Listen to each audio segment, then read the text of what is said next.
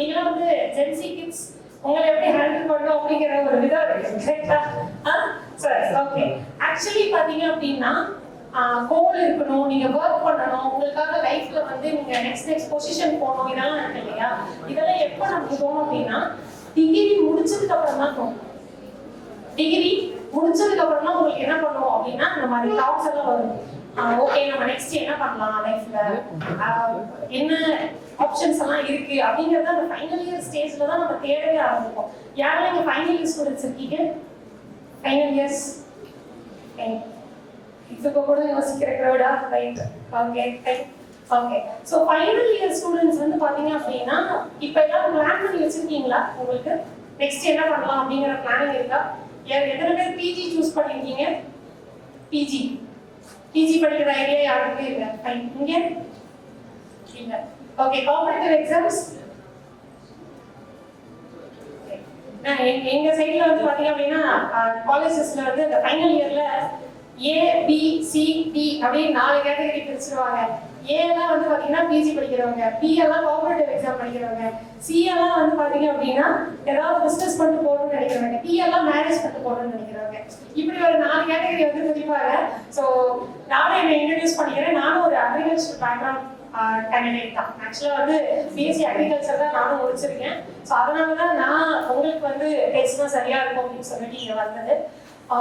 So இப்போ point என்ன அப்படின்னா நீங்க இந்த மோட்டிவேஷன் இந்த மாதிரி நீங்க வந்து இந்த மாதிரி நிறைய பேர் சாதிச்சிருக்காங்க, இதெல்லாம் தெரிஞ்சுக்கணும், இதெல்லாம் பார்க்கணும் அப்படிங்கறத தாண்டி வாட் யூ நீட், உங்களுக்கு உங்க லைஃப்ல என்ன வேணும்.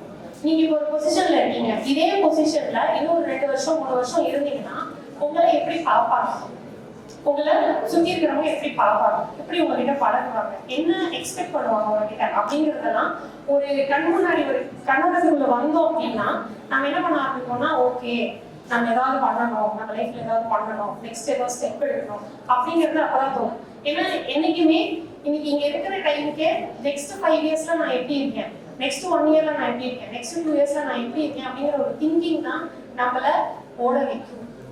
அந்த திங்கிங் இல்லாம இன்னைக்கு நான் எப்படி கிடைக்கிறதுனே எனக்கு தெரியலங்க, நீங்க என்னங்க 5 வருஷத்துக்கு அப்புறம் நான் எப்படி இருப்பேன்னு யோசிக்கணும்னு நினைக்கிறீங்க அப்படின்னா கஷ்டம். ஏன்னா இப்போ சார் சொன்ன எக்ஸாம்பிள்ஸ் எல்லாருமே ரொம்ப கஷ்டப்பட்டு ரொம்ப ரொம்ப பின்தங்கிய நிலைமையில இருந்து ஏதாவது ஒன்று சாதிச்சு வரணும். இன்னைக்கு நமக்கு எல்லாமே கையில இருக்கு, கரெக்டா?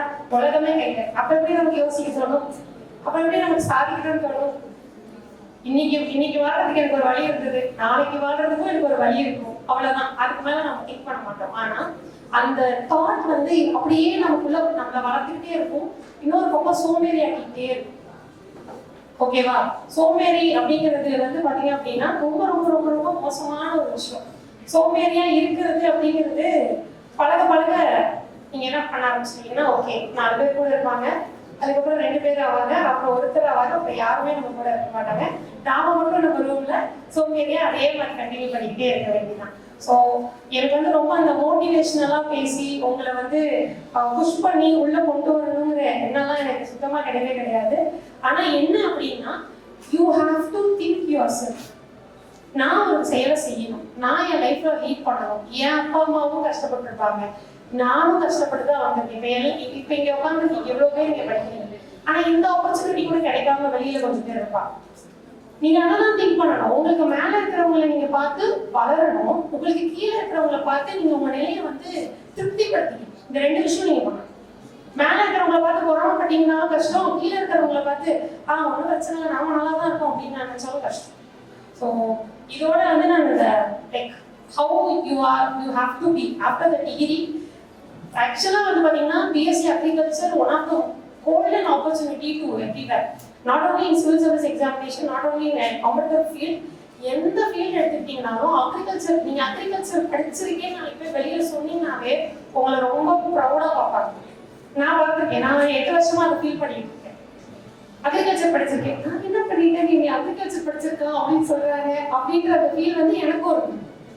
ஸோ நீங்க என்ன கத்துக்கிட்டீங்க கத்துக்கலங்கிறதெல்லாம் செகண்டரி. BSc agriculture degree itself has a value. அந்த டிகிரி உங்களுக்கு ஒரு வேல்யூ வரும். ஸோ அதனால அந்த டிகிரியை ஃபர்ஸ்ட் வந்து நீங்க இப்போ ஃபைனல் இயர்ல இருக்கீங்க, இல்லை வந்து second year, first year, third இயர்ல இருக்கீங்க அப்படின்னா கொஞ்சம் இன்னும் உங்களை இம்ப்ரூவைஸ் பண்ணி படிக்க ஆரம்பிங்க. கான்செப்டுவலா கொஞ்சம் லேர்னிங் எடுத்துக்கோங்க. நாளைக்கு போயிட்டு ஒரு ஃபார்மர், இப்போ நீங்க அக்ரிகல்ச்சர் முடிச்சுட்டு வீட்டுக்கு போகும்போது வரும் பூச்சா வெயிலுமா என்னமா பண்றதுன்னா இருக்கிறத பார்த்து சொல்றேன் அப்படின்னு சொல்லிட்டு போன் எடுக்கக்கூடாது. ஓகேவா, இது இந்த பூச்சு, இதுக்கான நோய் இது இந்த விஷயத்துக்காக இது வருது, இதை கட் ஆஃப் பண்ணுங்க அப்படிங்கிற ஜெனரல் இன்ஃபர்மேஷன் கொடுக்குற அளவுக்காக நம்ம அக்ரி படிச்சிருக்கிறதுக்கான அந்த பேசிக்ஸை நம்ம இது பண்ணுவோம். இதுக்கு மேல இல்லைனாலும் இப்போ இனிமேட்டு வந்து கொஞ்சம் தெரிஞ்சு பார்த்து கரெக்டா வச்சுக்கோங்க. அது ஏன்னா நிறைய விஷயத்துக்கு வந்து பாத்தீங்க அப்படின்னா தேவைப்படும். நிறைய இடத்துல வந்து பீப்புள் வந்து அதை படிச்சிருக்கேன்னு சொல்லுவாங்க, ஆனா அதுக்கப்புறம் எதுவுமே தெரியாத பேக்ரவுண்ட்ல சொல்றது. இப்போ யூபிஎஸ்சியில இருக்கிற ஸ்கோப் அண்ட் ஆப்பர்ச்சுனிட்டிஸ் நான் சொல்லிடுறேன். ஏன்னா civil service examinations is one of the examination, mother of the exam all competitive எக்ஸாம்ஸ்னு சொல்லுவாங்க. ஏன்னா நீங்க சிவில் சர்வீஸ்க்குன்னு உங்க ப்ரிப்பரேஷனை ஸ்டார்ட் பண்ணீங்கன்னா நீங்க என்ன கைண்ட் ஆஃப் எக்ஸாமினேஷன் வேணாலும் எழுதலாம். அதுக்கப்புறம் அதுதான் பாயிண்ட். நீங்க சிவில் சர்வீஸ் எக்ஸாமினேஷனுக்கு ப்ரிப்பேர் பண்ணீங்கன்னா நீங்க நாளைக்கு ஒரு குரூப் 1 ஆஃபீஸர் ஆகலாம், குரூப் 2 ஆஃபீஸர் ஆகலாம் without any coaching, further coaching. அதுதான் நான் சொல்றேன். எஸ்எஸ்சி, பேங்கிங், ஆர்ஆர்பி எல்லாத்துக்கான பேஸ் வந்து காம்படிட்டிவ் எக்ஸாம்ஸ் இதுல யூபிஎஸ்சியில. ஏன் மேம் அப்படி சொல்றீங்க அப்படின்னா ஒரு சின்ன இன்ட்ரோடக்ஷன் யூபிஎஸ்சிக்கு. யூபிஎஸ்சியில சிவில் சர்வீஸ் எக்ஸாமினேஷன் அப்படிங்கிறது one of the examination. Every February month we got notification. இப்போ May 24th கமிங் சண்டே வந்து பாத்தீங்க அப்படின்னா எக்ஸாம் நடக்கும் போது, ப்ரிலிம்ஸ் நடக்கும் போது, அதுக்கப்புறம் ஒரு 50 டேஸ்லயே ரிசல்ட் வந்துடும். ரிசல்ட் வந்தா மீன்ஸ் ஒரு 2 மாசத்துல எழுதுவோம். 2 மாசத்துல எழுதின ரிசல்ட்டை வந்து திரும்ப ஒரு 2 monthsலயே விட்டுருவாங்க. அப்போ வந்து இன்டர்வியூ ப்ரொசீஜர் ஸ்டார்ட் ஆகும். ஸ்டார்ட் ஆனா அடுத்த நோட்டிஃபிகேஷன் வர வரைக்குமே இன்டர்வியூ போயிடும். So every year without any delay இதே ஆர்டர்ல தான் நோட்டிஃபிகேஷன்ஸ் விடுறாங்க. எக்ஸாம்ஸ் நடக்குது, குவாலிஃபை ஆகுறாங்க. ஸோ 1000+ வேகன்சிஸ் வந்து இயர் ஆன் இயர் அனௌன்ஸ் பண்ணிட்டு இருக்காங்க. நம்ம சைட்ல அவேர்னஸ் ரொம்ப கம்மி, எஸ்பெஷலி சவுத் இந்தியாவிலேயே சவுத்ல ரொம்ப அவேர்னஸ் கம்மி. அதனால தான் சவுத் சைட்ல இருக்கிற ஆஃபீஸஸும் ரொம்ப கம்மி. First one. இன்னொன்று, யூபிஎஸ்சி நோட்டிஃபிகேஷன்ல என்ன பண்ணிருப்பாங்கன்னா women's candidates encourage to apply அப்படிங்கிறத எல்லா லைன்லயும் கொடுத்துருப்பாங்க. அப்போ விமன் ஜெனரலாவே அப்ளை பண்றதுல இதுல இன்னொரு பியூட்டி என்னன்னா விமனுக்கு அப்ளிகேஷன் காஸ்ட் கூட கிடையாது, 0. மென்ஸுக்கு 100 rupees, விமனுக்கு 0. ஆனா அது அந்த அப்ளிகேஷன் சார்ஜ் கூட இல்ல. ஆனா அந்த எக்ஸாம்ஸ்க்கு நம்ம அப்ளை பண்றதுல ஏன்னா அது பார்த்தீங்கன்னா அவேர்னஸ் இல்லை. First thing. இன்னொன்று வந்து எல்லாரும் பயப்படுற ஒரு விஷயம், யூபிஎஸ்சி அப்படிங்கிறது இந்தியா ஃபுல்லா காம்படிஷன் நடக்கிற ஒரு எக்ஸாம். இந்தியா ஃபுல்லா எழுதுறாங்க.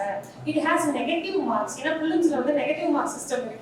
ஓகே, நெகட்டிவ் மார்க் நம்ம ஒரு கொஸ்டின் கரெக்டா எழுதிட்டு அடுத்த கொஸ்டின் தப்பா எழுதுனா முன்னாடி கரெக்டா எழுதின மார்க்ல வந்து மைனஸ் பண்ணிடுவாங்களா மார்க்கை, நாம ஏன் போய் இதுல மாட்டிக்கணும் அப்படிங்கிறது. இதுதான் எல்லா சென்ட்ரல் கவர்மெண்ட் எக்ஸாம்ஸ்லயும் வரும். யூ சூஸ் எஸ்எஸ்சி அதே தான், ஆர்ஆர்பி அதே தான், பேங்கிங் அதே தான். ஸோ நெகட்டிவ் மார்க்கிங் சிஸ்டம் பார்க்கலாம் நம்ம பயந்தோம் அப்படின்னா வேலைக்கே ஆகாது. அடுத்த கேட்டகரி இந்த ப்ரிலிம்ஸ், மெயின்ஸ், இன்டர்வியூ அப்படின்னு இந்த 3 கேட்டகரியில ப்ரிலிம்ஸ்ல வந்து சார் சொன்ன மாதிரி பொலிட்டிக்கல் சயின்ஸ் அப்படிங்கிற சப்ஜெக்ட் இருக்கு, அதே மாதிரி ஹிஸ்டரி இருக்கு, எக்கனாமிக்ஸ் இருக்கு, ஜியோகிரபி இருக்கு, environment, science and tech and current affairs. இதுல environment, science and tech and geography and some current affairs. ஏன்னா இது எல்லாத்துலயுமே நம்ம ஆல்ரெடி இங்க படிச்சுட்டு இருக்கோம் இல்லையா, படிச்சுட்டு இருக்கிற பேசிக்ஸ் தான் அங்க வரப்போகுது. ஸோ உங்களுக்கு வந்து கம்ஃபர்டபுள். இப்போ நீங்கள் வந்து ஒரு இன்ஜினியரிங் முடிச்சுட்டு வராங்க, சிவில் சர்வீஸ் எக்ஸாமினேஷன் ப்ரிப்பேர் பண்ண வராங்க, இல்லை வந்து ஏதாவது ஒரு ஆர்ட்ஸ் டிகிரி எடுத்துட்டு வராங்க அப்படின்னா அவங்களுக்கு வந்து அதை பற்றின புரிதலே இருக்காது. நீங்களாம் இங்கே வந்து மெட்ராலஜி அப்படின்னு சொல்லிட்டு ஒரு டிபார்ட்மெண்ட் படிச்சிருக்கீங்க ஃபர்ஸ்ட் இயர்ல.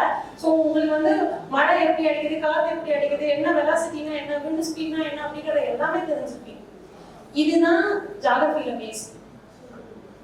இதெல்லாம் நீங்க ஸ்டார்டே பண்ண போறீங்க.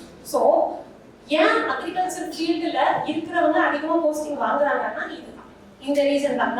நீங்க யோசிச்சீங்கன்னா சார் வந்து பெரியவங்க சாரையும் சைலேந்திர பாபு ஐபிஎஸ் சாரையும் சொன்னாரு. இப்போ 2024ல சரண்யா ஐஏஎஸ் 125th ரேங்க். அவங்களும் ஒரு அக்ரிகல்ச்சர் பேக்ரவுண்ட்ல இருக்கிறவங்க தான். நம்ம அகாடமி ஒரு ஸ்டூடெண்ட் குரூப் 2 படிக்கிறேன்னு உள்ள வந்தவங்க, நீங்க அவங்க ஒரு ஐஏஎஸ் ஆஃபீஸர். ஸோ யாருக்கிட்ட என்ன பொட்டன்ஷியல் இருக்கு அப்படிங்கிறது கூட நமக்கு தெரியாது. குரூப் 2 உடைய மெயின்ஸ் படிக்க வந்தவங்க இன்னைக்கு ஒரு ஐஏஎஸ். ஸோ அதனால வந்து அக்ரிகல்ச்சர் பேக்ரவுண்டுக்கு நிறைய ஆப்பர்ச்சுனிட்டிஸ் இருக்கு. அண்ட் அடுத்து ப்ரிலிம்ஸ்ல எது, and we have second qualifying paper சிசாட்னு ஆப்டிடியூட், ரீசனிங் அண்ட் வந்து ரீடிங் காம்ப்ரிஹென்ஷன் 3 பார்ட் இருக்கும். இதுல நீங்க வந்து 66 மார்க்ஸ் எடுத்திருந்தாங்கன்னா காலையில ஒரு பேப்பர் எழுதிருப்பீங்க ஜிஎஸ்னு, அதை கரெக்ஷன் பண்ணுவாங்க. அதை வச்சு தான் நீங்கள் மெயின்ஸ் போறீங்களா இல்லையான்னு செய்யலாம். This is the only hurdle to the entire crowd. எல்லாருக்குமே ஐயோ எப்படிப்பா காலையில் ஒரு பேப்பர் எழுதணும், மதியம் ஒரு பேப்பர் எழுதணும், காலையில் எழுதுகிற பேப்பரை கரெக்ஷன் பண்ணணும்னாலே மதியம் எழுதுகிற பேப்பரில் 66 மார்க் நான் எடுத்துக்கணும். இதுதான் வந்து ஃபர்ஸ்ட் எல்லாரும் வெளியில போறீங்க. ஓகே இது நமக்கு வேண்டாம் அப்படின்னு நினைச்சிட்டு. ஆனா இந்த ஏரியாவில் நம்ம சக்சீட் பண்ணோம்னா மெயின்ஸ் எஸ்பெஷலி அக்ரிகல்ச்சர் படிக்கிறவங்களுக்கு ரொம்ப ஈஸி. ஏன்னா நம்மள வந்து செமஸ்டர் 7 ரெக்கார்ட் 8 ரெக்கார்ட் எழுதி எழுதுறத பழக்க வச்சாச்சு. ஓகேவா? ரைட்டிங் ஸ்கில் அப்படிங்கிறது நமக்கு நார்மலாவே இருக்கு. ரெக்கார்ட்ல உங்க ரெக்கார்ட் நீங்க தான் எழுதுறீங்க.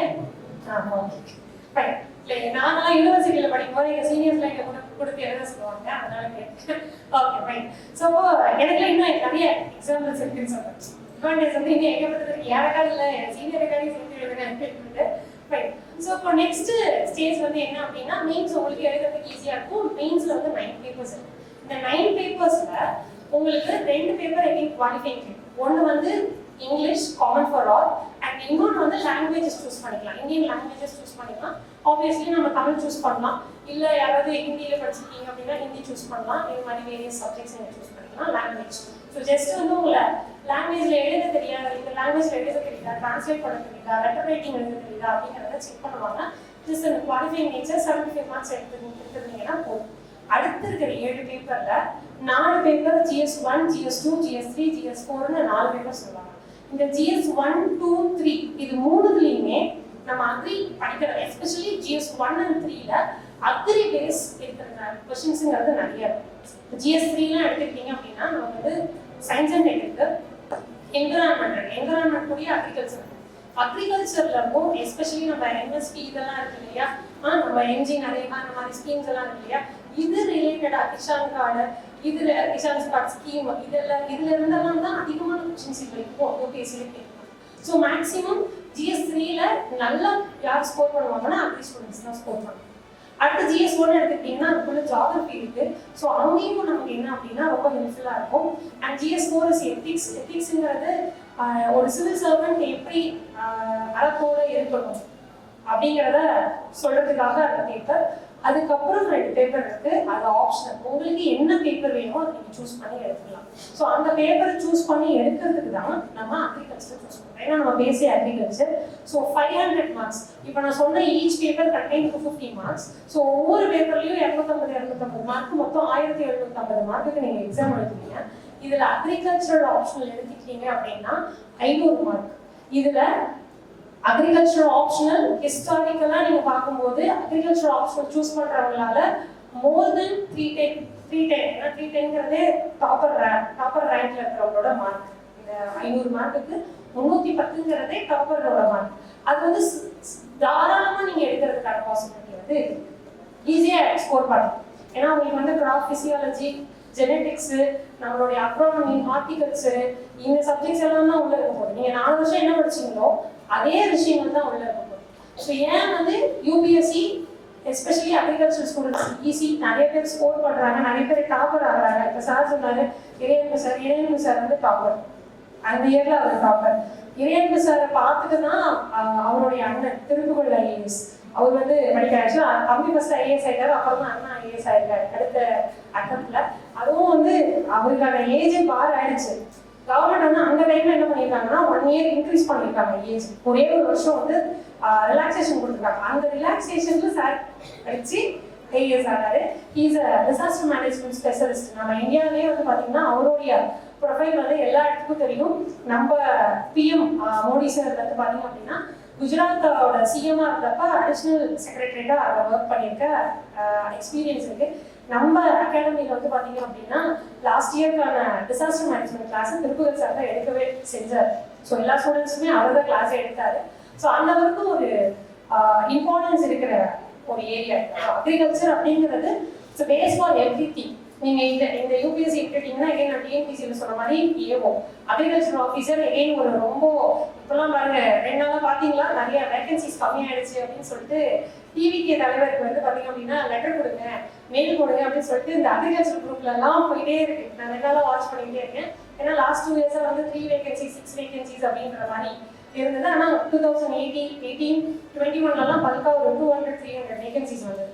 திரும்ப அந்த அளவுக்கு இருக்கணும், அட்லீஸ்ட் மினிமம் 50 to 100 வேகன்சிஸாவது இருக்கணும் அப்படிங்கிறத சொல்லியிருக்காங்க. இந்த வருஷம் நோட்டிஃபிகேஷன் வரப்போகுது. அகெயின் இப்போ கம்பைன்டு டெக்னிக்கல் சர்வீசஸோட ஆட் பண்ணிட்டாங்க. முன்னாடி ஏஓ அக்ரிகல்ச்சர் ஆஃபீஸர் எக்ஸாம் தனியாக நடந்துருந்தது. இப்போ டெக்னிக்கல், நான் technical, degree standard, diploma standard தனியாக பிடிச்சிட்டாங்க. ஸோ வேரியஸ் எக்ஸாம்ஸ் எழுதுறவங்களோட சேர்ந்து நம்ம எழுத போகிறோம். அதில் ஒரு பேப்பர் அக்ரிகல்ச்சர் பேப்பர், இன்னொன்று ஜெனரல் ஸ்டடீஸ்.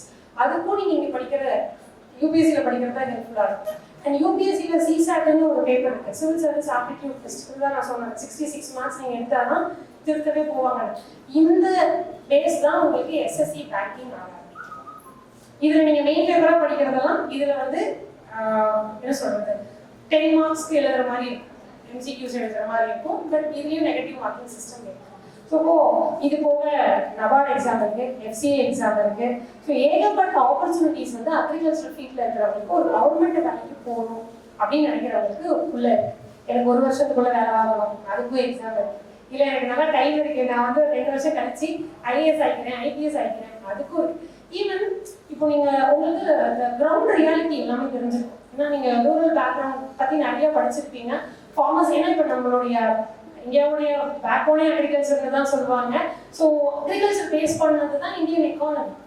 அக்ரிகல்ச்சர் தான் நமக்கு பிரைமரி சோர்ஸே. ஸோ அந்த அக்ரிகல்ச்சரில் நீங்கள் படிச்சிருக்கிறதுனால நாளைக்கு நீங்கள் பாலிசி மேக் பண்ணுறது, ஐஎஸ்னா என்ன பண்ண போறீங்க, பாலிசி மேக் பண்ணுவீங்க. நான் என்ன நாட்டோட நலப்பணிகள்ல என்னென்ன பண்ணலாம், என்ன மாதிரியான திட்டங்களை வகுத்தா நாடு முன்னேறும், நாட்டு மக்கள் முன்னேறுவாங்க, இதுக்கான பிளானிங் போடுறது தான் மெயினாக பாலிசி மேக்கர்ஸ் அப்படிங்கிறது தான் சொல்லுவாங்க ஐஏஎஸ் ஆஃபீஸர்ஸ். அப்போ அந்த பாலிசிஸ் மேக் பண்ற இடத்துல ஒரு அக்ரிகல்ச்சர் படிக்கிற மாணவன் இருந்தாங்க அப்படின்னா இன்னும் உத்வேகமா இருக்கும். ஏன்னா அவங்களுக்கு கிரவுண்ட் ரியாலிட்டி தெரியும், ரூரல் ஏரியால எப்படி போயிட்டு இருக்கு, என்ன போயிட்டு இருக்கு. நீங்களும் இப்போ ராவே டைப் ப்ரோக்ராம் வந்து அட்டன் பண்ணிட்டு இருப்பீங்க. நீ சும்மா போயிட்டு ஏதாவது ஃபார்மர்ஸ் கிட்ட ஐயா உங்களுக்கு எவ்வளோ நிலைமையா இருக்கு அப்படின்னா ஏன் கேட்குற, அதெல்லாம் நான் சொல்ல முடியாது, என் நிலைமைய டீட்டெயில்ஸ்லாம் ஏன் நான் உனக்கு சொல்றேன் அப்படிம்பாங்க. ஆனால் நமக்கு அதுதான் வேலையே ராவே இல்லை, சொன்னா புரிஞ்சிக்கவும் மாட்டாங்க.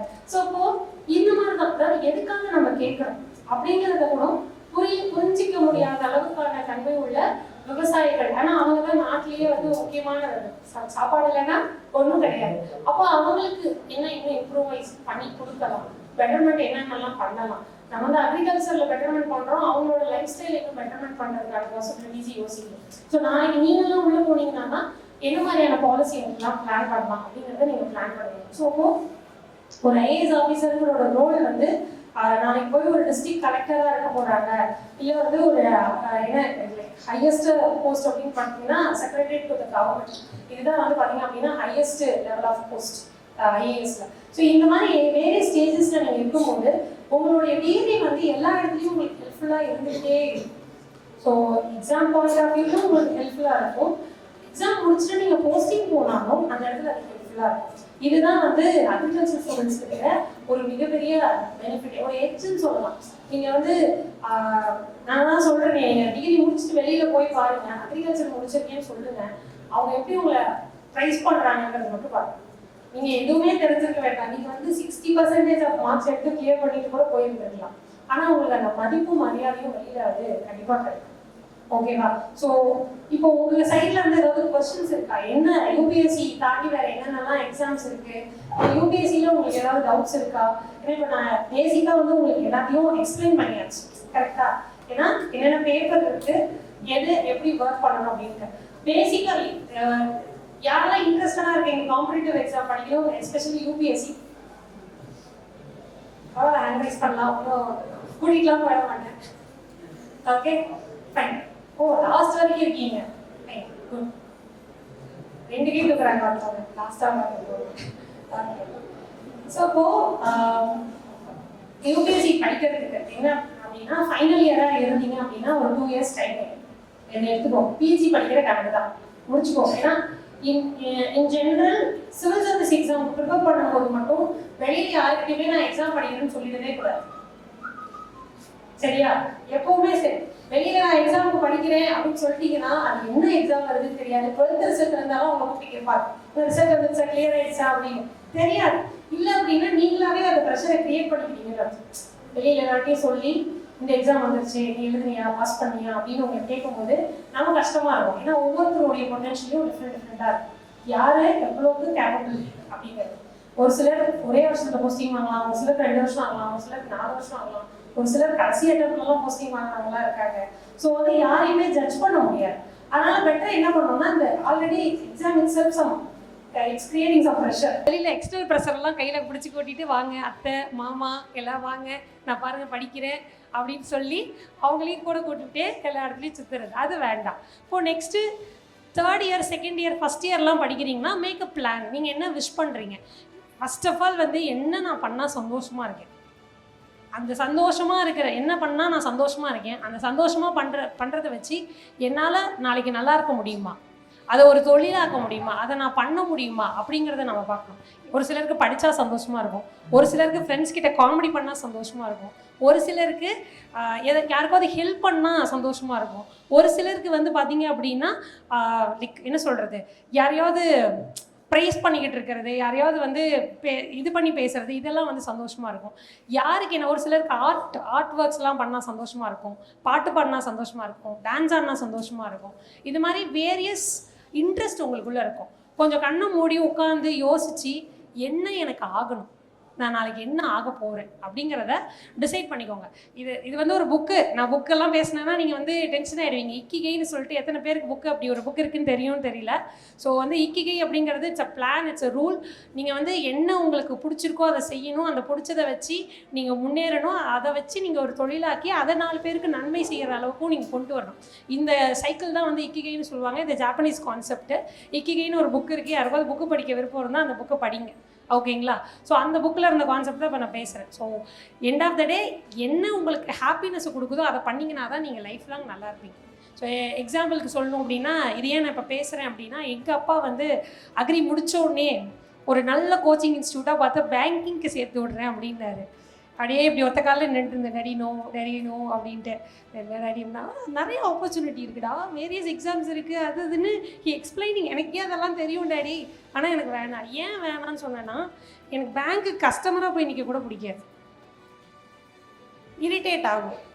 நான் எப்படி போய் எங்கள் எம்ப்ளாயியாக உட்காந்து வேலை பார்க்குறேன்? எண்ட் ஆஃப் த டே அது எனக்கு ஈஸியாக இருக்குது, என் சப்ஜெக்ட்டுக்கு ஈஸியாக இருக்குது அப்படிங்கிறதெல்லாம் தாண்டி சேலரிலாம் தாண்டி பீஸ் ஆஃப் மைண்டுங்கிறது ரொம்ப முக்கியம் ஒரு வேலை பார்க்கும்போது. அப்போது எனக்கு பிடிச்ச வேலையை நான் செய்யணும். அதனாலேயே எங்கள் அப்பாவை வந்து சண்டைலாம் போட்டு நான் யூபிஎஸ்சி தான் படிப்பேன் அப்படின்னு சொல்லிட்டு நான் ப்ரிப்பேர் பண்ணேன். பட் நான் பேங்கிங் வந்து எழுதுனதே கிடையாது இத்தனை வருஷத்தில். ஆனால் நிறைய பேருக்கு பேங்க் ஸ்டாஃப் ஆகணும்னு இருக்கும். ஸோ உங்களுடைய இன்ட்ரெஸ்ட் என்னவோ அதுக்கு தான் நம்ம ஒர்க் பண்ணணும். அப்பா சொன்னாங்க, அம்மா சொன்னாங்க, ஃபேக்கல்ட்டி சொன்னாங்க, ஸ்டாஃப் சொன்னாங்க, இப்போ பிரியங்கா மேம் வந்தாங்க, அவங்க பேசிட்டு போனாங்க, அதுக்காகலாம் படிக்கக்கூடாது. உங்களுக்கு இன்ட்ரெஸ்ட் இருந்தால் படிக்கணும். என்னோட ஒரே கோல் என்ன அப்படின்னா இங்கேருந்து ஃபைனல் இயர் முடிச்சுட்டு போகும்போது நீங்கள் எல்லாருமே ஒரு கோலை சூஸ் பண்ணிப்போம். அந்த கோலுக்கு ஒரு டைம் பீரியடை செட் பண்ணணும். ஏன்னா வந்து இலக்கு இல்லாத ஒரு டைம் பீரியட் இல்லாமல் ஒரு இலக்கு வந்து பார்த்தீங்க அப்படின்னா அது இதுதான் வேஸ்ட்டு தான், அந்த மாதிரி தான் சொல்லுவோம். ஸோ அதனால் வந்து கண்டிப்பாக ஒரு கோல் இருக்கணும், அந்த கோலுக்கு ஒரு டைம் பீரியட் இருக்கும். இவ்வளோ நாளுக்குள்ளே நான் இதை அச்சீவ் பண்ணேன், அவ்வளோதான். நாளைக்கு என்னை பார்க்கும்போது நான் வந்து நான் பேசினா மறந்து நிற்பான்டா அப்படின்லாம் பயப்படாது. நம்மளுடைய வேல்யூஸை பார்த்து அவங்க மதித்து நிற்கணும். அது மாதிரி நம்மளை க்ரியேட் பண்ணிக்கிட்டோம் அப்படின்னா யாருக்குமே நம்ம லைஃப்பில் பயப்பட தேவையில்லை. கரெக்டு தானே? நம்ம மிரட்டி பேசுகிறோம், இல்லை வந்து நம்மளை பார்த்தாவே பயப்படுவாங்க அப்படின்னு அதில் சந்தோஷமாகறதை தாண்டி நம்மளை பார்த்தாவே ஒரு மரியாதை கொடுக்குறாங்க. இப்போ எத்தனை பேரை பார்க்கும்போது இந்த பையனா இந்த பொண்ணா ஐயோ வேணாம்ப்பா இவங்கெல்லாம் அப்படின்ற மாதிரி ஒரு மைண்ட் செட் இருக்கும் நிறைய பேத்துக்கு.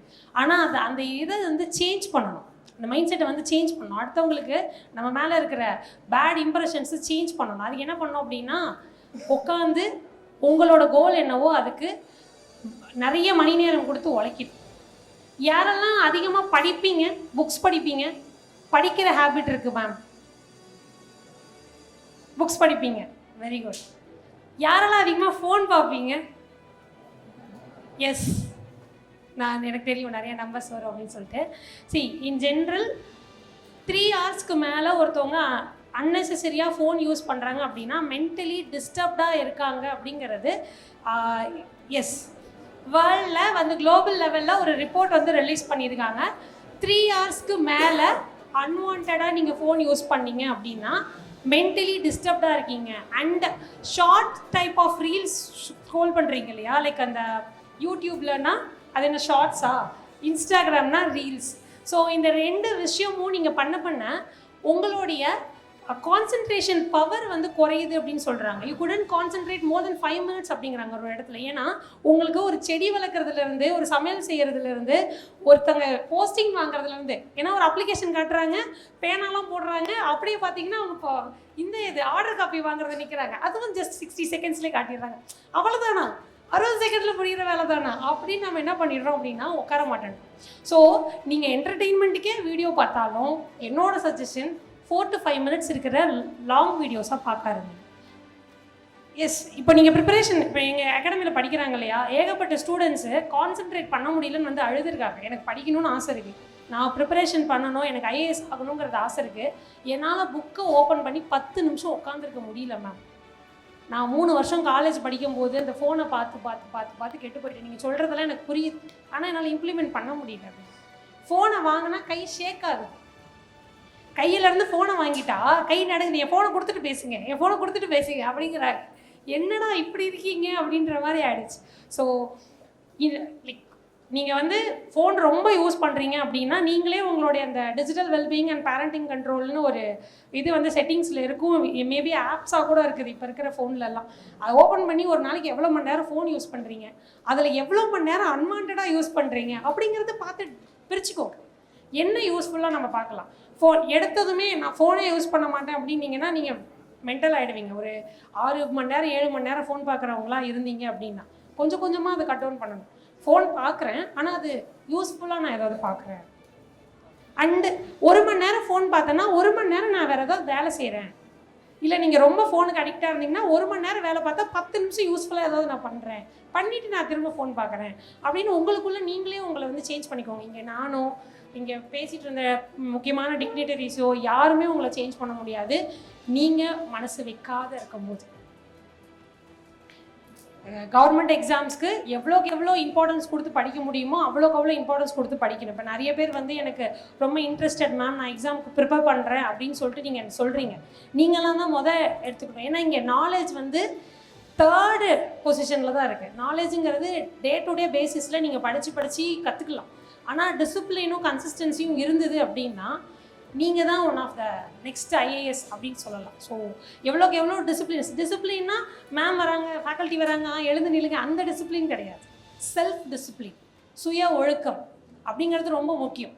என்னை நான் வந்து நல்லா பார்த்துக்கிறேன், என் ஹெல்த்தை நான் நல்லா பார்த்துக்கிறேன், என்னுடைய கேரக்டரை வந்து நான் கரெக்டாக மெயின்டைன் பண்ணுறேன், நான் இப்படி தான் ஒருத்தவங்ககிட்ட பேசுவேன், இதுதான் என்னோடது, இது என் நேச்சரை யாருக்காகவும் மாற்றிக்க மாட்டேன்னு சரியாக இருக்க பழகிறது, ரொம்ப சரியாக இருக்க பழகிறது. நம்ம உடம்புக்கு வந்து நல்ல சாப்பாட்டை கொடுக்கறது, நம்ம மூளைக்கு வந்து சரியான தீனியை வந்து போட்டு அந்த பசியை வந்து தீக்கிறது. ஏன்னா தேவையில்லாத விஷயங்கள் இப்போ இன்றைக்கி வந்து தெருவுக்கு வந்து முன்னாடிலாம் இன்ஜினியர்ஸை சொல்லுவாங்க, தெருவுக்கு இருந்தாங்க, தெருவில் ஒரு இன்ஜினியர் இருந்தாங்க, இன்றைக்கி வீட்டில் 4 இன்ஜினியர் இருக்காங்க அப்படிங்கிற மாதிரி இன்றைக்கி வீட்டுக்குள்ளேயே வந்து பார்த்திங்கன்னா இன்ஸ்டாகிராம் இன்ஃப்ளூயன்சர்ஸ் இருக்காங்க. யாருக்குன்னே தெரில, அவங்க சம்பாதிக்கிறதுக்கு தான் நீங்கள் ஸ்க்ரோல் பண்ணிக்கிட்டு இருக்கீங்கிறத ஞாபகம் வச்சுக்கோங்க. அவங்க சம்பாதிக்கிறதுக்கு உன் டைமை நீங்கள் வேஸ்ட் பண்ணி ஸ்க்ரோல் பண்ணிக்கிட்டு இருக்குங்கிறத ஞாபகம் வச்சுக்கோங்க.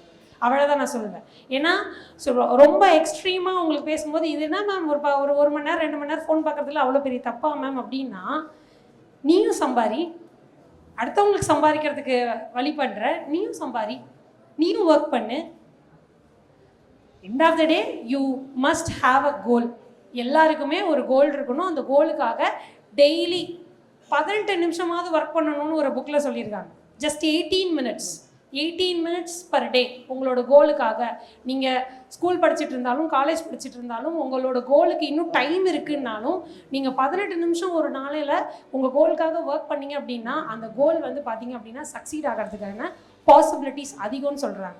ஸோ இப்போ யூபிஎஸ்சிக்கு வந்து பார்த்தீங்கன்னா சேலம் பிரான்ச்சில் டிகிரி ஜாயின் பண்ணுறதுக்கு முன்னாடியே வந்து அட்மிஷன் போடுறாங்க.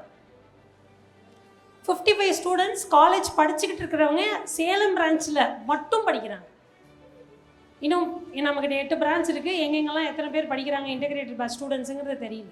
இவ்வளோ வேகமாக ஒர்க் பண்ணிகிட்டு இருக்காங்க. டிகிரி சூஸ் பண்ணுறதுக்கு உள்ளே வராங்க. மேம் என்ன அடிக்கிறேன், அவங்களுக்கு எல்லாம் நல்லா தெரியுது மேம், அக்ரி சூஸ் பண்ணலான்னு சொல்கிறாங்க. எங்கே யூடியூப் திறந்தாவே வந்துருமான்னு தெரில, இல்லை கூகுளில் சர்ச் பண்ணாவே வந்துருமான்னு தெரில. உள்ளே வரவங்கெல்லாம் அவங்க பயோமேக்ஸாக இருக்கிற பட்சத்தில் மேம் அக்ரி படித்தா ஈஸியாக இருக்கும்னு சொல்கிறாங்க மேம், அதை சூஸ் பண்ணவா மேம்னு தான் வந்து கேட்குறாங்க. இப்போ கரெக்டாக 12th ரிசல்ட் வந்தது இல்லையா, இந்த ஒரு வாரம் ஃபுல்லாக வாக்கின் எல்லாமே எனக்கு 12th முடிச்ச பிள்ளைங்க தான். மேம் என்ன கிராஜுவேஷன், என்ன டிகிரி சூஸ் பண்ணுறது, அதில் அவனே ஆப்ஷன்ஸ் கொண்டு வரான். அதில் ஃபஸ்ட்டு இருக்கிறது அக்ரி. ஆர்ட்ஸாக இருந்தால் மட்டும்தான் அவன் ஆர்ட்ஸை சூஸ் பண்ணியிருந்தான், இல்லை கம்ப்யூட்டர் சயின்ஸ் குரூப்பாக இருந்திருந்தால் மட்டும்தான் பொலிட்டிக்கல் சயின்ஸ்னு ஒரு பேப்பர் இருக்குது, அதுவும் optional paper. And it also எப்படி அக்ரி ஜிஎஸ்ல ஹெல்ப்ஃபுல்லாக இருக்கும், அதே மாதிரி ஜிஎஸ்லையும் அது ஒரு கோர் ஏரியாவில் ஹெல்ப்ஃபுல்லாக இருக்கும். ஸோ அந்த பேப்பரை சொல்கிறாங்க. மீதி எல்லாமே அக்ரிகல்ச்சரில் தான் வந்து நிற்கிறாங்க. ஸோ அதனால் நீங்கள் வந்து ப்ரிப்பரேஷன் அப்படிங்கிறது ரொம்ப ரொம்ப முக்கியம். இந்த இடத்துல வந்து டைம் ஸ்பெண்ட் பண்ணுறது உங்களை வந்து நீங்கள் பெட்டர்மெண்ட் பண்ணணும். ஏன்னா நிறைய பேருக்கு வந்து இதில் ஆர்வமே இல்லை. எனக்கு வந்து இதில் ஆர்வம் இருக்கணும் அப்படிங்கிற அவசியம் எனக்கு இல்லை. ஆனால் ஒரு நம்மளை தேடி ஒரு விஷயம் வந்து கிடைக்குது அப்படின்னா அதுக்கு நம்ம இம்பார்ட்டன்ஸ் கொடுத்து அதை தெரிஞ்சுக்கணும். அது நமக்கு தேவையில்லைங்கிறது செகண்டரி. ஆனால் நம்மளை தேடி ஒரு விஷயம் நமக்கு கிடைக்குது, இந்த மாதிரி என்ன படிக்கலாம், நெக்ஸ்ட்டு என்ன பண்ணலாம் அப்படிங்கிறதுக்கெலாம் வெளியில் வந்து கவுன்சிலிங் அட்டன் பண்ணிக்கிட்டு இருக்காங்க பே பண்ணி. உங்களுக்கு வந்து ஃப்ரீயாக ஒரு ஆப்பர்ச்சுனிட்டி கிடைக்குது. ஜஸ்ட் லேர்ன் இட், தெரிஞ்சுக்கோங்க, என்னென்ன இருக்குங்கிறது தெரிஞ்சுக்கோங்க. தெரிஞ்சுக்கிட்டு என்ன பண்ணலாம் பண்ண வேண்டாம் அப்படிங்கிறத டெசிஷன் நீங்கள் எடுக்கணும். எண்ட் ஆஃப் த டே உங்களுக்கு நீங்கள் ஒரு வேல்யூ கொடுக்கணும். நான் பிரியங்கா என்ன இப்படி தான் ஒருத்தவங்க பார்க்கணும் அப்படின்னு நான் டிசைட் பண்ணதுனால தான் இன்றைக்கி நான் இந்த இடத்துல நிற்கிறேன். கரெக்டாக? ஸோ ஒவ்வொருத்தரும் தனக்கு மேலே தனக்குன்னு ஒரு வேல்யூ வந்து டிசைட் பண்ணணும். என்னை இப்படி தான் ஒருத்தவங்க அப்ரோச் பண்ணணும், என்னை இப்படி தான் ஒருத்தவங்க பார்க்கணும், என்னை இப்படி தான் ஒருத்தவங்க நடத்தணும் அப்படின்றது. ஸோ அதில் தான் கோல் எல்லாமே உருவாகிறது. ஓகேவா? உங்களை நீங்கள் வேல்யூ பண்ணிக்க ஆரம்பிக்கும் போது தான் அது எல்லாமே ஸ்டார்ட் ஆகுது. So start value your self first. Degree it self major என்ன சொல்கிறது, ஒரு மெகா ஆப்பர்ச்சுனிட்டி தான். பிஎஸ்சி அக்ரிகல்ச்சர் ஸ்டூடெண்ட்ஸ்க்கு மெகா ஆப்பர்ச்சுனிட்டி. எனக்கு எந்த அளவுக்கு டைம் இருந்தோ அந்த அளவுக்கு நான் எல்லா காலேஜ் எல்லா ஸ்டூடெண்ட்ஸையும் போய் அப்ரோச் பண்ணணும் அப்படிங்கிறது என் மைண்ட் செட்டில். நான் இங்கே உட்காந்துருக்கும் போது எல்லாமே அதை தான் யோசித்தேன். ஏன்னா சார் பேசிகிட்டு இருந்தாங்க, நீங்கள் யாருமே வந்து பார்த்தீங்க அப்படின்னா பொட்டென்ஷியலாக ஃபீல் பண்ணலை. அது எனக்கு ஃபீல் ஆச்சு. நான் இப்போ என்ன நினச்சேன் அப்படின்னா, ஓகே இவங்களுக்கு வந்து நிறைய இந்த மாதிரி அவேர்னஸ் தான் நிறைய தேவைப்படுது. ஏன்னா எக்ஸாம்ஸ் வந்து கட்டாயமாக உங்களை தள்ளிடுவாங்க. இப்போ உங்கள் அண்ணன் தம்பிகள் அக்காக்கள் இல்லை உங்களோட சொந்தக்காரங்க யாராவது ஒரு சின்ன குரூப் 4 வேலைக்கு போயிருந்துருக்கட்டும். குரூப் 4க்கு 10th தான் குவாலிஃபிகேஷனே. அதான் அன்றைக்கி என்ன பிஹெச்டி படிக்கிற வரைக்கும் போய் எழுதுகிறாங்க. ஆனால் அந்த வேலையை வாங்கினவங்க கூட உங்களுக்கு அட்வைஸ் பண்ணுவாங்க. கரெக்டாக? ஜூனியர் ஸ்டாஃப்னு சொல்லுவாங்க அவங்கள. அந்த வேலையை வாங்கினவங்க கூட, தம்பி டிகிரி படிச்சிருக்கேன், இவ்வளோ பெரிய டிகிரி படிச்சிருக்கேன், போய் இதை படிப்பா அதை படிப்பா அப்படிம்பாங்க. ஸோ உங்களுக்கு படிக்க பிடிச்சா படிக்கலாம், படிக்க பிடிக்கலையா வேறு என்ன. நான் சொல்கிறது உங்களுடைய வேல்யூ. ரெண்டாவது, காம்படிட்டிவ் எக்ஸாம்ஸ்க்குன்னு இன்ட்ரெஸ்ட் இருக்கிறவங்களுக்கு நான் சொல்கிற விஷயம், ப்ரிப்பரேஷன் டைமே வந்து பார்த்திங்கன்னா உங்களுக்கு ஒரு 1-1.5 வருஷம் எடுத்து அதை வந்து நீங்கள் அக்செப்ட் பண்ணணும், கோத்ரூ பண்ணணும். ஏன்னா நீங்கள் வந்து ஜிஎஸ் எப்படி இருக்கும், பேப்பர் எப்படி இருக்கும், எஸ்ஏ எழுதுவோம் நம்ம. அந்த 7 பேப்பர் ஸ்கோரிங் பேப்பரில் 1 எஸ்ஏ வந்து பார்த்தீங்கன்னா 125 மார்க்ஸுக்கு ஒரு எஸ்ஏ எழுதுவீங்க. 2 எஸ்ஏ தான் நீங்கள் எழுத போகிறீங்க. 125 மார்க்ஸ்க்கு ஒரு எஸ்ஏ, 125 மார்க்ஸ்க்கு ஒரு எஸ்ஏ. ஸோ டோட்டலாக 250 மார்க்ஸ்.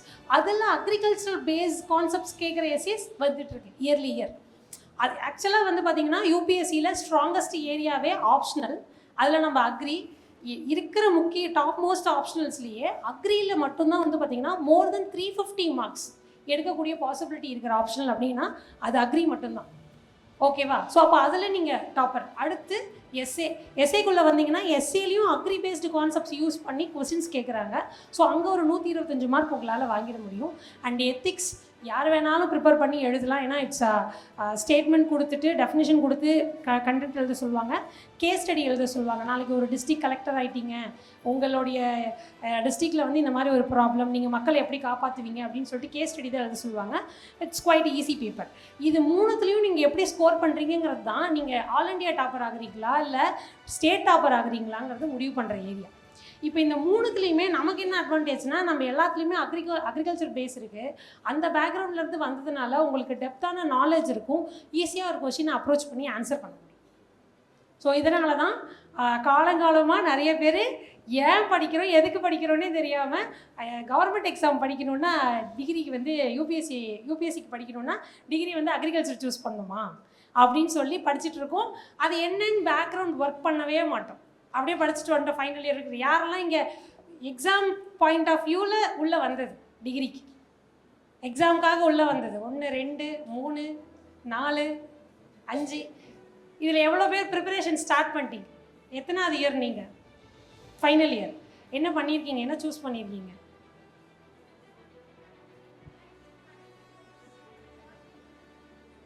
கரண்ட் அஃபேர்ஸ், ஜியாகிரஃபி படிக்கிறீங்க. Very good. செல்ஃப் ஸ்டடி பண்ணிகிட்டு இருக்கீங்க. Very good. கை தட்டலாமே. ஓகே, சரி. பின்னாடி ஒரு 3 பேர் கை தட்டுறீங்க. நீங்களாம் என்ன இயர்? யாராவது ஒருத்தர் சொன்னால் கூட ஓகே. கை மட்டும்தான் உயர்ந்தது, யாரும் எழுந்திருக்க மாட்டேன்றீங்க. கேட்காதுன்னு நினைக்கிறீங்களா? பேசுங்க. என்ன லைக் எக்ஸாம் பாயிண்ட் ஆஃப் வியூவில் யாரும் உள்ளே வந்தது? எஸ். Second year. என்ன பண்ணிட்டு இருக்கீங்க இப்போதைக்கு உங்களோட கோலுக்காக?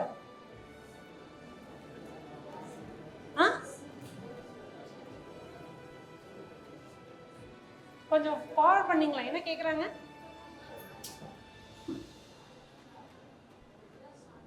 இப்போதான் ஸ்டார்ட் பண்ண போறீங்க. Okay, good. So first year 1 வருஷம் வேஸ்ட் பண்ணிட்டீங்க. நீங்கள் காலேஜுக்கு உள்ளே வந்துட்டு 1 வருஷம் வேஸ்ட் பண்ணிட்டீங்க. ஞாபகம் வச்சுக்கோங்க. இப்போ இருந்து ஸ்டார்ட் பண்ணுங்க. இப்போ செகண்ட் இயரும் முடிக்க போகிறீங்களா? Very good. 2 years got. இன்னும் 2 வருஷம் தான் இருக்குது. 2 வருஷத்தில் என்னெல்லாம் ட்ரை பண்ண முடியுமோ ஒர்க் பண்ண ஆரம்பிங்க. நான் என்ன சொல்கிறேன்னா, நீங்கள் இப்போ போய் பொலிட்டிக்கல் சயின்ஸ் புக் எடுத்து படிக்க வேண்டாம். நீங்கள் போய் இப்போ எக்கனாமிக் புக் எடுத்து படிக்க வேண்டாம். ஏன்னா நம்மகிட்டயே அக்ரிகல்ச்சரில் எக்கனாமிக்ஸ் இருக்குது. எல்லா செமஸ்டரும் எழுதுவீங்க. கரெக்டாக? ஸோ அதனால் வந்து அந்த டைப் ஆஃப் புக்ஸ்லாம் எடுக்கலாம். ஆல்ரெடி அக்ரியே உங்களுக்கு 500 மார்க்குக்கு ரெடியாக இருக்குது. அதை இங்கே படிக்கிறத ரொம்ப கரெக்டாக படிக்காது, தெளிவாக படிங்க. ஒரு கான்செப்ட் புரியலைன்னா, இப்போ செமஸ்டர் வந்துருச்சு, மனப்பாடம் பண்ணி இந்த கான்செப்டை எழுதி புக்கில் எப்படி இந்த கொஸ்டின் வரும்னு தெரிஞ்சிருச்சு, எழுதி மார்க் வாங்கிக்கலான்னு இல்லாமல் ஒவ்வொரு கான்செப்டையும் புரிஞ்சு படிக்க ஆரம்பிங்க. It will help you in your UPSC preparation. கரெக்டாக? ஏன்னா ஏஓ இருக்குது. ஏஓ ஒரு பெரிய சான்ஸு. ஏன்னா இன்றைக்கி அகெயின் அக்ரிகல்ச்சரல் ஆஃபீஸர்ஸ்க்கும் ஒரு பெரிய மதிப்பு தான். கரெக்டாக? எந்த அக்ரிகல்ச்சர் ஆஃபீஸர் பார்த்தாலும் எஸ் அப்படின்னு. ஸோ அது மாதிரி அக்ரி படித்தவங்களுக்கும் பெருமை தான். அக்ரி படித்து ஒரு ஐஏஎஸ் ஆனாலும் பெருமை தான், ஒரு ஏஓ ஆனாலும் பெருமை தான், ஒரு ஏஏஓ ஆனாலும் பெருமை தான். நான் வந்து இதுதான் ஆகணும் இதுதான். ஏன்னா இங்கே எல்லாமே பிஎஸ்சி அக்ரிகல்ச்சர் தான். நீங்கள் ஏஓ ஆகிறதுக்கு வாய்ப்பே கிடையாது. அதுக்கு குவாலிஃபிகேஷன் டிப்ளமோ. இந்த மாதிரி நம்ம இதில் ஸ்ட்ரீம் பண்ணியிருக்காங்க இல்லையா? ஏஏஓனா டிப்ளமோ தான் முடிச்சிருக்கணும். டிகிரி முடித்தவங்க எழுத முடியாது அந்த எக்ஸாம். அது மாதிரி அன்றைக்கி குரூப் 4ல் 10th முடித்தவங்க மட்டும்தான் எழுதணும்னு ஒரு கட் ஆஃப் வைக்கிறாங்களோ அன்றைக்கி தான் சரியானவங்க வேலைக்கு போவாங்க அப்படின்னு நான் நினைக்கிறேன். ஓகே? இல்லைன்னா 25 லட்சம் பேர் 30 லட்சம் பேர் தான் அப்ளை பண்ணுவாங்க. காம்படிஷன் அதிகமாகிட்டே தான் இருக்கும். ஓகே, எத்தனை பேருக்கு தமிழ்நாடு கவர்மெண்ட் எக்ஸாம்ஸ் எழுதணுங்கிறதுல இன்ட்ரெஸ்ட் இருக்குது? Tamil Nadu government exam, not only AO, group 1 group 2 interest இருக்குது. Okay, very good. ஏன் எஸ்பெஷலி தமிழ்நாடு கவர்மெண்ட் எக்ஸாம்ஸ்? சொல்லுங்க, முன்னாடியே உட்காந்துருக்கீங்க, சொல்லுங்க. என்ன பர்டிகுலர் போஸ்ட்டுக்கு போகணும்னு ஆசை இருக்கு? குரூப் 1. அப்போ என்ன டெபுட்டி கலெக்டர் ஆகணுமா? டெபுட்டி கலெக்டர் ஆகணுமா? ஃபைன். கலெக்டர் வேணாம், டெபுட்டி கலெக்டர் தான் வேணும். சாய்ஸ் உங்களுக்கு தான். கலெக்டரா டெபுட்டி கலெக்டரா? Deputy collector. ஸோ இன்னொன்று என்ன அப்படின்னா, ஜென்ரலாக நம்ம எல்லாருமே என்ன பண்ணுவோம் அப்படின்னா, டிஎன்பிஎஸ்சி எக்ஸாம்ஸ்குள்ளே போக ட்ரை பண்ணுவோம். வேரியஸ் ரீசன்ஸ் இருக்கலாம். யூபிஎஸ்சி எக்ஸாம்ஸ் வந்து கஷ்டம்னு ஒரு மைண்ட் செட் இருக்கலாம். இன்னொரு பக்கம் வந்து யூபிஎஸ்சியில் வேலை கிடைச்சா வெளியூர்களெல்லாம் போடுவாங்களாம் அப்படின்ற ஒரு, நீங்கள் டாப்பர் ஆகுங்க, இங்கே வாங்குங்க, தமிழ்நாட்டிலே சர்வீஸ் வாங்கிக்கோங்க, நம்மளால முடியாததா அப்படின்ற எண்ணம் தான். ஸோ இப்போது தமிழ்நாடு கவர்மெண்ட் எக்ஸாமினேஷன்ஸை நீங்கள் கிளியர் பண்ணணும்னு நினச்சாலும் இன்றைக்கி தேதிக்கு யூபிஎஸ்சி லெவலுக்கு நாலேஜ் வேணும். ஏன்னா குரூப் 1ல் திட்ட ஈக்குவலாக யூபிஎஸ்சிக்கு டஃப் கொடுக்குற அளவுக்கு கொஸ்டின்ஸ் கேட்க ஆரம்பிச்சிட்டாங்க. இப்போது நீங்கள் ரீசெண்ட் இயர்ஸ்க்கான டாப்பர்ஸ் 2024-25 டாப்பர்ஸ்லாம் எடுத்து பார்த்தீங்கன்னா, அவங்களோட இன்டர்வியூவில் they are saying that first என்னோட ப்ரிப்பரேஷனை நான் யூபிஎஸ்சியில் ஸ்டார்ட் பண்ணேன். யூபிஎஸ்சிக்காக படிக்க ஸ்டார்ட் பண்ணவங்க தான் இன்றைக்கி டிஎன்பிஎஸ்சியில் குரூப் 1 வேலையும் வாங்கிட்டு இருக்காங்க. ஸோ படிக்க ஆரம்பிக்கும் போதே பெருசாக படிங்க. சார் பேசிகிட்டு இருக்கும்போது சொன்னார், பெரிய இடத்துல நீங்கள் வந்து இலக்க வச்சாதான் சின்ன விஷயங்களாவது நம்மளால் எடுத்துக்க முடியும் அப்படின்றது. அது மாதிரி தான் குரூப் 1. நாளைக்கு நீங்கள் ஐஏஎஸ் யூபிஎஸ்சிக்கு படித்து, நான் சும்மா விளையாட்டுக்கு சொல்லலை, we have in our academy ஒரு கேண்டிடேட் 37 வயசு அவங்களுக்கு, ஷீஸ் அ விமன், 2 குழந்தைங்க. யூபிஎஸ்சி உங்களால் எழுத முடியாதுன்னு சொன்னப்போ உட்காந்து அழுதாங்க கேபினில். ஏஜ் பார் ஆகிடுச்சு மேம், 35 தான் பிசி ஓபிசிக்கு, நீங்கள் வந்து ஏஜ் உங்களுக்கு பார் ஆகிடுச்சின்னு சொல்கிறப்ப அழுதாங்க. இல்லை எனக்கு வந்து ரொம்ப ஆசை, என்னால் இப்போ தான் பணம் இது மாதிரி விஷயங்கள்லாம் இது பண்ண முடிஞ்சுது, அதுக்கான அவேர்னஸ்லாம் எனக்கு கிடச்சிது, அதனால் நான் வந்தேன் அப்படின்னு. மேம் இல்லை மேம் எழுத முடியாதுங்கண்ணா. குரூப் 1க்கு இப்போ ப்ரிப்பேர் பண்ணுறாங்க, உட்காரதெல்லாம் யூபிசி கிளாஸில் தான் உட்காருவாங்க. நேற்று ஒரு கேண்டிடேட் விமென்ஸ் வர்றது 35-30 இயர்ஸில் வர்றதுங்கிறது நான் காமனாக பார்த்துருக்கேன். ஆனால் ஒரு அண்ணா அவர் வந்து பார்த்திங்கன்னா 1991 பார்ன். அவர் வந்து நான் ப்ரிப்பரேஷனுக்குள்ளே வரேன், இத்தனைக்கும் அவர் எஸ்சி கேடர் அப்படிங்கிறதுனால எஸ்சி எஸ்டி கேடருக்கு அன்லிமிட்டட் அட்டம்ஸ். 21 வயசில் நீங்கள் எழுத ஆரம்பிச்சிங்க அப்படின்னா 37 வயசு வரைக்கும் வருஷம் ஒரு அட்டம்ப்ட் கொடுக்கலாம் எஸ்சி எஸ்டியாக இருந்தோம் அப்படின்னா. ஓபிசி ஜென்ரல் கேட்டகரிக்கு மட்டும்தான். ஜென்ரல் கேட்டகரினா 6 அட்டம்ப்ட்டு, ஓபிசினா 9 அட்டம்ப்ட்டு, 35 வயசு வரைக்கும் தான் முடியும். ஆனால் 21லேருந்து 37 வயசு வரைக்கும் அவங்க எழுத முடியும். அதை தெரிஞ்சுக்கிட்டு அவர் உள்ளே வந்து இன்னும் 3 அட்டம்ப்ட் இருக்குது, அந்த 3 அட்டம்ப்ட்டில் நான் எப்படியாவது போஸ்டிங் வாங்கிடுவேன், என்னால் யூபிஎஸ்சி அடிக்க முடியலனாலும் நான் குரூப் 1 வாங்கிடுவேன், ஆனால் அதுக்கு நான் யூபிஎஸ்சி தான் படிக்கணும், எனக்கு அட்மிஷன் வேணும்னு கேட்குறாரு. அவர் வந்து 2009 ஸ்கூல் முடிச்சிருக்காரு, 2024 டிகிரி முடிச்சிருக்காரு. யோசிச்சு பாருங்க, இவ்வளோ நாள் வேலை செஞ்சு கேப் விட்டு திரும்ப படித்து இதுக்காக வேண்டி படிச்சிருக்காரு. நேற்று வந்து வராரு, நாளைக்கு அட்மிஷன் போடுறாரு, ஃப்ரைடே அட்மிஷன் போடுறேன் மேம் அப்படின்னு சொல்லிட்டு போகிறாரு. போய் என்ன மாதிரியான ஒரு ஆப்பர்ச்சுனிட்டி, அதாவது 12th படிக்கிற பசங்களும் உஷாராகி படிக்க ஆரம்பிச்சிட்டாங்க. கொஞ்சம் நமக்கு மேலே இருக்கிறவங்களும் என்ன பண்ணிட்டாங்கன்னா ஓகே இதெல்லாம் வேலைக்கு ஆகாது அப்படின்னு தெளிவாகி உள்ளே வர ஆரம்பிச்சிருக்காங்க. நாம் தான் இப்படியா அப்படியான்னு யோசிச்சுட்டே உட்காந்துட்ருக்கோம். ஏதோ ஒரு டிசிஷன், ஓகேவா, இந்த வேலையோ அந்த வேலையோ, குரூப் 1ஓ குரூப் 2ஓ குரூப் 4ஓ, இல்லை யூபிஎஸ்சி தான் வேணும், எனக்கு ஐஏஎஸ் தான் வேணும், ஐபிஎஸ் தான் வேணும், இந்தியன் ஃபாரஸ்ட் சர்வீஸில் நான் போய் வேலை செய்யணும். You have lot of opportunities. Forestry இப்போ உங்களுக்கு ஒரு பேப்பராக இருக்கு இல்லையா, நானும் படிக்கும்போது ஃபாரஸ்ட்ரியில் எனக்கு ஒரு ஆசை ஃபாரஸ்ட்ரி பற்றி தெரிஞ்சுக்கணும் அப்படின்னு சொல்லிட்டு. நாங்கள் படிக்கும்போது எங்கள் சிலபஸில் கிடையாது அது ஃபாரஸ்ட்ரி. ஸோ அது மாதிரி வேரியஸ் ஏரியாஸ் நீங்கள் படிக்கிறீங்க. இப்போ எக்கனாமி வந்து ஒரு கோர் பேப்பர், இங்கே ப்ரிலிம்ஸில் ஒரு 20 மார்க் வரும், மெயின்ஸில் ஒரு 50 மார்க் வரும். இதை நீங்கள் இங்கே பேசிக்ஸ்லாம் தெரிஞ்சு வச்சுருக்கீங்க. அக்ரிகல்ச்சர் எக்கனாமிக்ஸ் படித்தாலும் எக்கனாமிக்ஸ் பேசிக்ஸ் தெரிஞ்சதுனால தானே படிக்க ஆரம்பிச்சிங்க. எல்லா சப்ஜெக்ட்லேயும் பேசிக்ஸ் சொல்லி கொடுத்துருப்பாங்க. சாயில் கெமிஸ்ட்ரி படிக்கிறதுக்கு முன்னாடி பயோ கெமிஸ்ட்ரி இதெல்லாம் படிச்சிங்களா? ஃபஸ்ட் இயரில் ஒரு பேப்பர் இருந்திருக்கும். எங்கள் யூனிவர்சிட்டிலாம் அந்த டிபார்ட்மெண்ட்லேருந்து வந்து எங்களுக்கு சொல்லிக் கொடுப்பாங்க. அண்ட் கம்ப்யூட்டர் நாலேஜ் படிச்சிருந்துருப்பீங்க, இங்கிலீஷ் படிச்சிருந்துருப்பீங்க, தமிழ் படிச்சிருந்துருப்பீங்க, இன்ஜினியரிங் கோர்சஸ் படிச்சிருந்துருப்பீங்க. என்னென்ன இன்ஜினியரிங் கோர்ஸ் படிக்கிறீங்க இப்போ? ப்ரீஃபாக சொல்லுங்கடா, யாராவது ஒருத்தர் சொல்லுங்க. ஃபார்மேஷன் பேஸ் இருக்குண்டா. ஒரு சின்ன கான்செப்ட் மட்டும் சொல்கிறேன். எத்தனை பேர்த்துக்கு பொலிட்டிக்கல் சயின்ஸ் பற்றி ஐடியா இருக்குது? யாரெல்லாம் சிபிஎஸ்சி ஸ்கூலில் படிச்சுட்டு வந்திருக்கீங்க? ஓகே ஃபைன், வேணாம், நான் கொஸ்டினே கேட்கல. ஆக்சுவலாக வந்து பார்த்தீங்க அப்படின்னா பொலிட்டிக்கல் சயின்ஸ் அப்படிங்கிறது நமக்கு ஒரு முக்கியமான பேப்பர். பாலிட்டி அப்படிங்கிற ஒரு பேப்பர். இட் கண்டெய்ன்ஸ் ஜிஎஸ்ல வந்து ப்ரிலிம்ஸில் ஒரு 20 கொஷின்ஸ் கேட்டுடுறாங்க, அரௌண்ட் 20 கொஷின்ஸ் கேட்டுடுறாங்க. மெயின்ஸில் வந்து பார்த்தீங்கன்னா உங்களுக்கு GS2 சிலபஸில் பாலிட்டி அண்ட் கவர்னன்ஸ்க்கு ஒரு பெரிய ஏரியா இருக்குது. ஏன்னா அது கூட social justice and international relations வரும். அதில் வந்து பார்த்தீங்க அப்படின்னா உங்களுக்கு ஒரு 50 கொஷின்ஸ் 50 மார்க்ஸ் கேட்டாங்கன்னா மீதி 200 மார்க்ஸுக்கு இந்த பாலிட்டி அண்ட் கவர்னன்ஸ் ஏரியாவிலேருந்து தான் கேட்குறாங்க. ஸோ அப்போது 200 ஒரு 20 அப்படின்னு பார்த்தீங்க அப்படின்னா உங்களுக்கு ஒரு மேக்ஸிமம் 250 மார்க்கு கிட்ட உங்களுக்கு நீட் இருக்குது. ஓகேவா, பாலிட்டி படிக்கிறதுக்கான நீட் இருக்குது. இதில் பாலிட்டினா டக்குன்னு எல்லாரும் யோசிக்கிற விஷயம், புக்கு வந்து இப்போ ப்ரிப்பரேஷனுக்குள்ளே போகணுன்னு நினச்சவங்கலாம் லக்ஷ்மிகாந்த் அப்படின்னு சொல்லுவீங்க. எஸ் மேம், லக்ஷ்மிகாந்த் படித்தா முடிஞ்சுது அப்படின்னு.